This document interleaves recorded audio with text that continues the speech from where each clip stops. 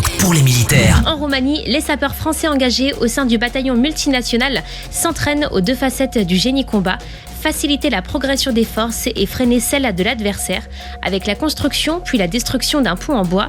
La lieutenant Mathilde, chef de section au 31e régiment du génie, nous explique cette manœuvre en images. La mission, c'est de réaliser un pont pour permettre aux unités amies dans le secteur de s'affranchir des axes préexistants et ouvrir un nouvel itinéraire pour les aider dans leur rupture de contact. Alors pour nous, c'est une grande première. Effectivement, on a tendance à orienter davantage la section sur le travail de contre-mobilité ou d'appui à la mobilité. On oublie aussi un peu notre spécialité travaux. L'objectif, c'est de retravailler tous les savoir-faire techniques, le travail du bois, le travail du calcul de charge, également un petit peu une partie explosive, puisque à l'issue, on sera amené à faire la destruction de notre propre bois. Pour s'inscrire dans un cadre tactique, on réalisera la destruction du pont avec de l'explosif français, pour permettre d'une part à l'unité amie de se replier, de rompre le contact, tout en empêchant l'ennemi d'utiliser le même axe. 3, 2, 1,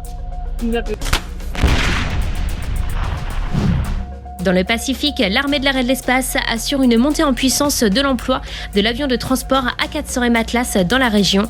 Après un premier déploiement en Nouvelle-Calédonie en janvier, un appareil est venu opérer en Polynésie française début août.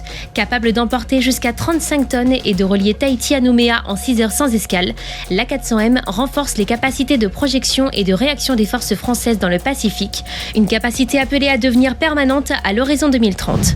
Face au feu de forêt, la France dispose d'un nouveau renfort aérien avec un hélicoptère CH-47D Chinook mis à disposition avec son équipage par l'Australie. Les essais réalisés en France ont confirmé son aptitude à être pleinement intégré au dispositif national, capable d'emporter plus de 11 000 litres d'eau et de remplir son réservoir en environ 90 secondes. Il peut réaliser un largage massif sur un secteur ciblé ou répartir progressivement l'eau sur une zone plus étendue. Le Chinook vient compléter les Canadair, les Dash et les autres hélicoptères bombardiers d'eau déjà engagés contre les incendies. Et on finit avec de l'actualité sportive. Félicitations aux athlètes de l'armée de champions engagés au championnat d'Europe d'athlétisme à Birmingham.